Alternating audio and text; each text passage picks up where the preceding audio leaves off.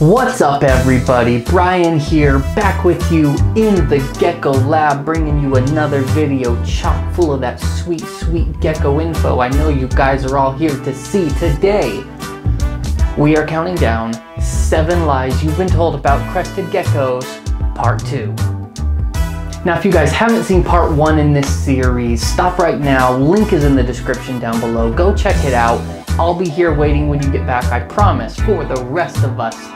This is 7 lies you've been told about crested geckos. This is just a fun list I put together, a combination of actual misconceptions that a lot of people seem to believe, and I sprinkle in a few anecdotes, things I've been told, things I've overheard, things other people have related to me, some of the more ridiculous rumors about crested geckos, just for fun. Let's get right into it with our first thing on the list today.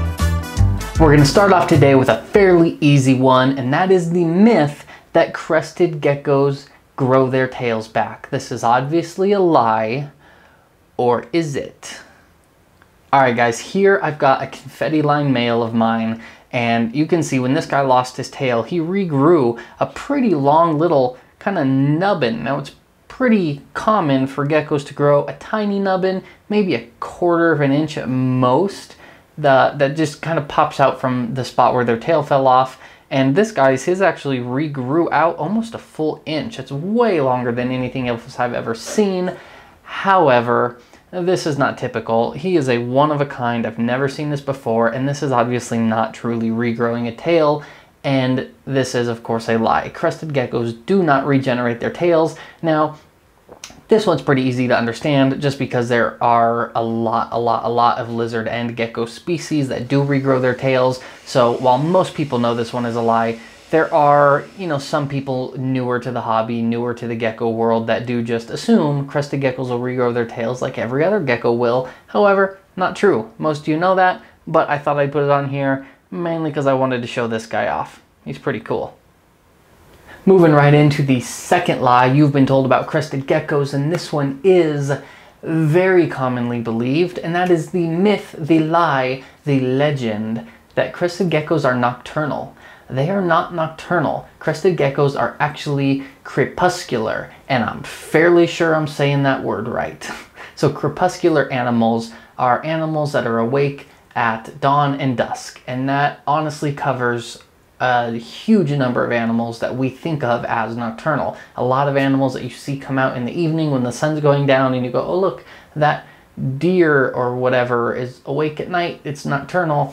No, those are actually crepuscular animals. They're awake at dawn, they're awake at twilight, and that is when they're active and feeding. Crested geckos are the same. They're not truly nocturnal animals. They're mostly active in the evenings and the mornings.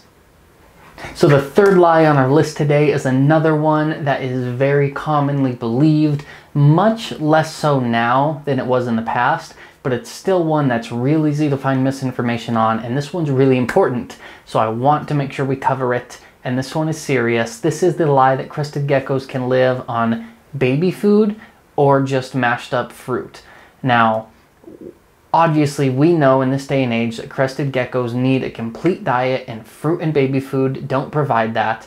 So it's easy to see where this one comes from, right? Crested geckos, they mainly eat fruit and insects in the wild. So you bring them home and you think, well, baby food's just mashed up fruit. That's what they eat in the wild. That should be good. And it's just not the case. They don't get all the vitamins and nutrients and everything they need. Our homes are not their natural environment, and we can't try and perfectly replicate the wild.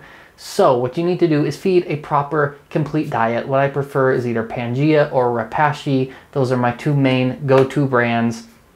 I've got plenty of videos on crested gecko diet reviews. There's plenty of other diets besides those two brands that are healthy and complete diets for your geckos.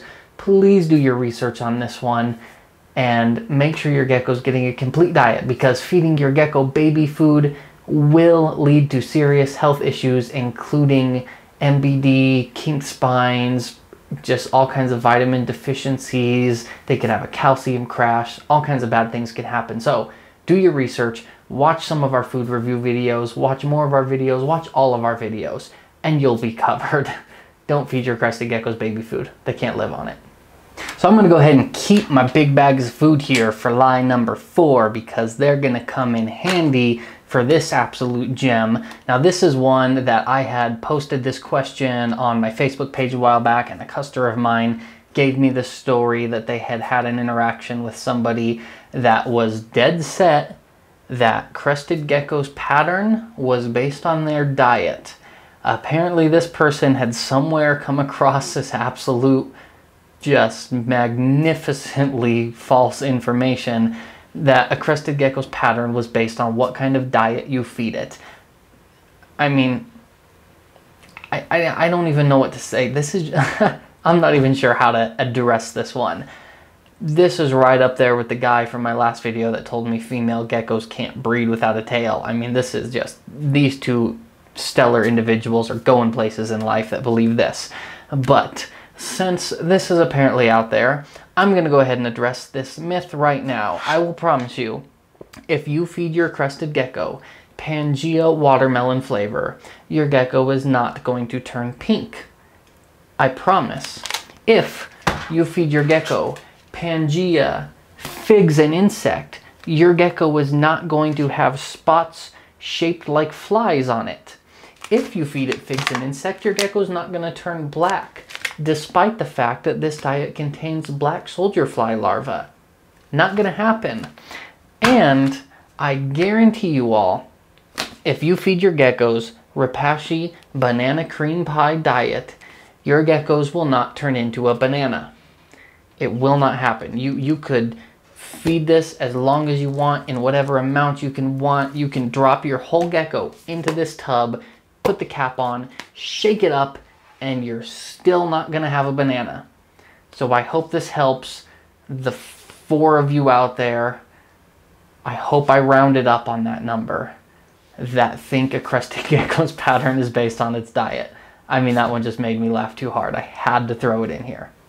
We're more than halfway through the list now. 7 lies you've been told about Crested Geckos, and I'm going to stay on the diet train here with Crested Gecko lie number 5, and that is the lie, the myth, that Crested Geckos cannot eat mealworms.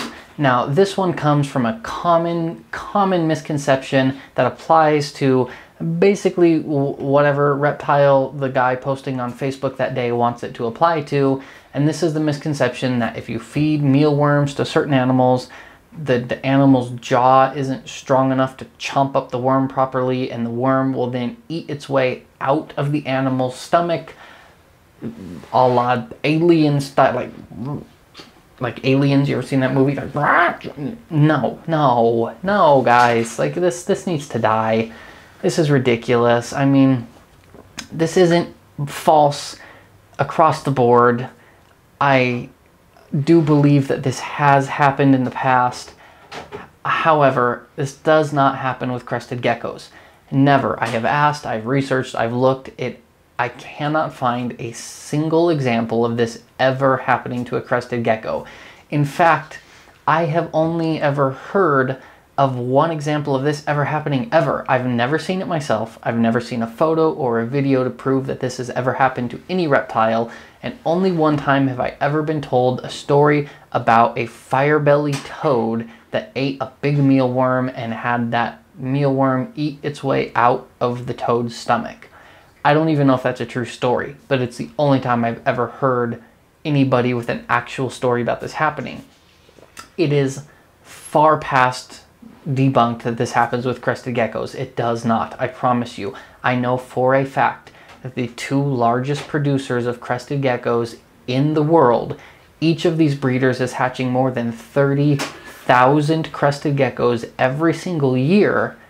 60,000 geckos a year between these 2 breeders, and they both feed mealworms as their main insect diet to their geckos from the time they hatch. I guarantee you, these large-scale breeders that are supplying every pet store in the US do not feed their geckos a food that will then eat their way out of their product and kill the animal. It doesn't happen. It's ridiculous. This isn't true. Stop believing it. And if you want to feed mealworms to your geckos, go for it. Perfectly safe. I promise. Next up here, lie number 6. This one's real easy. This is the lie that Crested Geckos do not need a day-night cycle of light in their enclosure. This one is not one that I hear very often, but I have heard it repeated several times, and I think this is a twisting of the idea that crested geckos don't need special lighting, which is absolutely true. A lot of people will say that crested geckos should have a UVB light above their cage, and while it's fairly well proven that UVB is not necessary for crested geckos, it is likely beneficial, and it's a good thing to give to your animals if you have the ability to do so. However, it's not necessary, and I think somehow that gets twisted into this myth that crested geckos don't need light at all, that you can just stick them in a room, and if it's dark all the time, fine. If it's light all the time, fine. None of that's true. In fact, that's the only lighting requirement that they do have that is necessary, is they need a day-night cycle. They don't need a lot of light, they don't need super direct light, they don't need a certain kind of light, but they do absolutely need enough light to know when it's night, when it's day, so they have a feeding routine, they know when they're awake, they know when they're going to forage for food, and that's all they need. All right, everybody, we made it down to the end of the list. This has been 7 lies you've been told about crested geckos. And let's finish this off with lie number 7, and that is the lie that crested geckos are strictly arboreal, that they spend their entire life up in the tops of these trees and they never see the ground. They're always just cruising around like spider monkeys or something. Guys, this isn't true. Crested geckos spend a great deal of their natural lives on the forest floor. Now, they don't live on the forest floor full time. They don't live in the trees full time. These are animals, guys. Let's use common sense. They're going to go wherever they need to go to get food, water, a safe place to hide. No crested gecko, when the sun is starting to come up full blast in New Caledonia and they're going, wow, it's getting hot, I better go find a place to chill for the day, and they find a nice little, I don't know, a little hollow under a rock at the base of a tree, and they barely fit in there, and it's real tight and compact, just how they like, and they climb in there and they get all cozy and they feel safe, and then they go, wait a minute, this is ground level and my species does not live at ground level. I better book it up into the tree. That's not how this works. They live wherever they're comfortable. Sometimes they're on the ground foraging for fruit that's fallen off the trees, the fig trees out there. Sometimes they're in the canopy hunting for bugs. Sometimes they're climbing over bushes, licking nectar and pollen out of flowers. They're going wherever they need to go to live the best life they possibly can. And this idea that they have some arbitrary restriction where they can only live in the trees and they never touch the ground, it's just not true. They're arboreal, they climb, they move, they run, they jump all over, they're everywhere, and that includes a good deal amount of the time on the forest floor. Well, that's gonna do it for me, guys. Thank you so much once again for joining me. I hope you enjoyed it. I hope maybe you learned something. If you didn't learn anything, I hope you now feel better that you didn't need to be taught that any of these ridiculous things aren't true. Congratulations. Thanks for joining me, everybody. I really appreciate it. As always, I am Brian, altitudeexotics.com/AEGeckos on Facebook and Instagram. I'll see y'all soon. Thanks.